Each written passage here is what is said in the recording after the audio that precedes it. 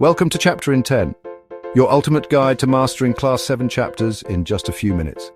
Ever wondered what makes our superheroes so powerful? It's heat transfer.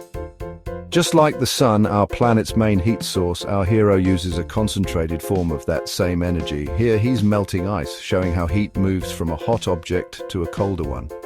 Get ready to dive into Chapter 7, Heat Transfer in Nature, where we'll explore how this happens through conduction in solids like metals and why some materials like glass and wood are insulators. This chapter is divided into two parts, and this is the first part of our journey. Today we're diving deep into it through a fantastic Quanda challenge that will help you master this chapter. So, grab your thinking caps, get ready to guess the answers, and let's spark our brains. Let us switch on our minds and see what we can discover. Let's start with a very basic question. What is the main source of heat and light for our planet, the Earth? The sun is the main source of heat and light. It helps plants make their own food and controls our planet's climate and weather. Now, let's look at one way heat moves. What do we call the process of heat moving from a hotter part of an object to a colder part? That process is called conduction. And in which state of matter does heat transfer mainly happen through conduction? In solids, heat transfer happens mainly through conduction. So what do we call materials that let heat pass through them easily? We call them good conductors of heat. Metals are good conductors. This is why pots and pans used for cooking are made of metal, as they allow heat to quickly cook our food. A metal spoon gets hot in hot soup because metal is a good conductor of heat, while a wooden or plastic spoon does not because they are poor conductors. And that's why we use them for cooking. Why are cooking utensils made of metal? Because metals are good conductors of heat. On the other hand, what do we call materials that don't let heat pass through them easily? They are called poor conductors of heat or insulators. This is why the handles of cooking pots are often made from plastic or wood, as they prevent the heat from reaching our hands. Similarly, a thick woolen sweater keeps you warm by trapping your body heat and not allowing it to escape into the cold air. Can you give me two examples of these poor conductors?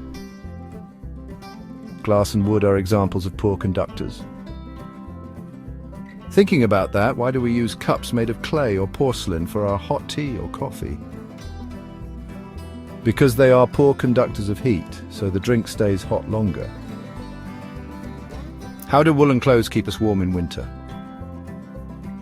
Woolen clothes trap air, and since air is a poor conductor of heat, it prevents our body heat from escaping.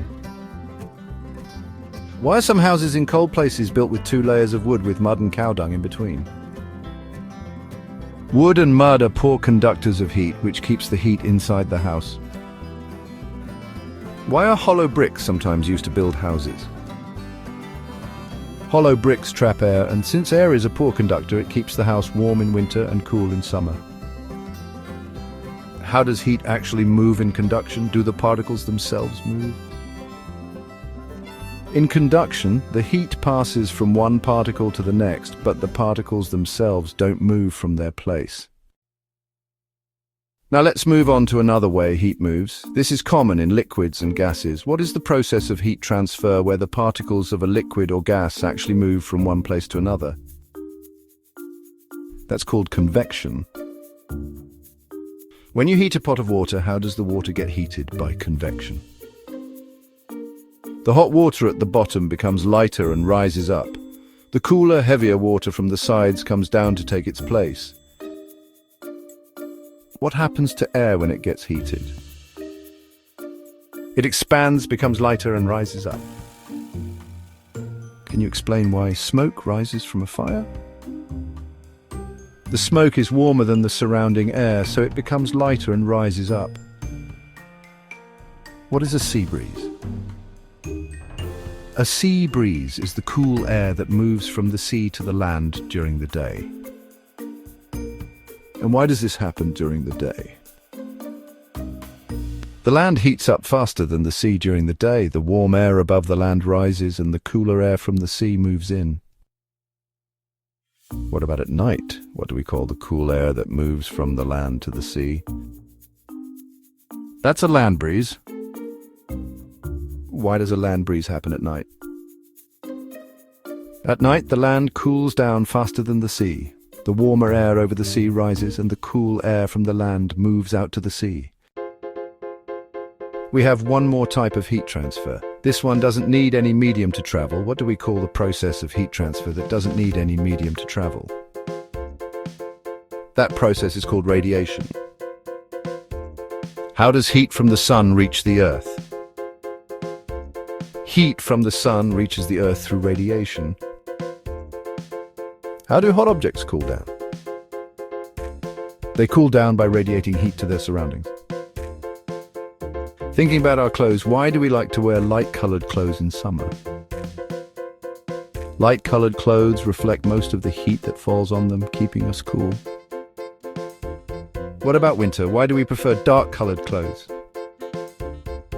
Dark-colored clothes absorb more heat, which helps us feel warmer. Finally, let's talk about the water cycle, which is also connected to heat. What is the water cycle?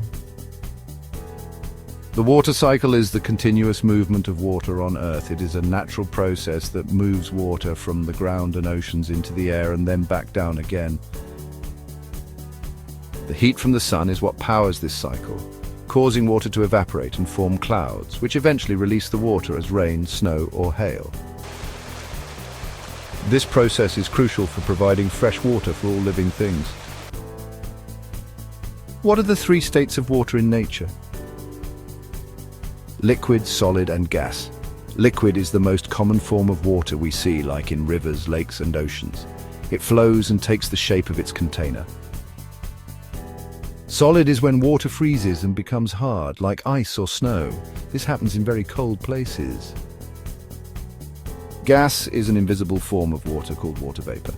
It's created when liquid water evaporates, like when steam rises from a boiling pot.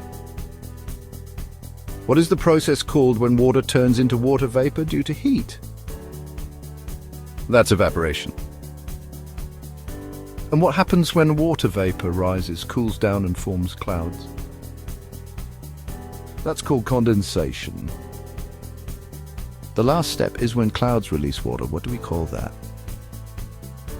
That's precipitation, which can be rain, snow, or hail.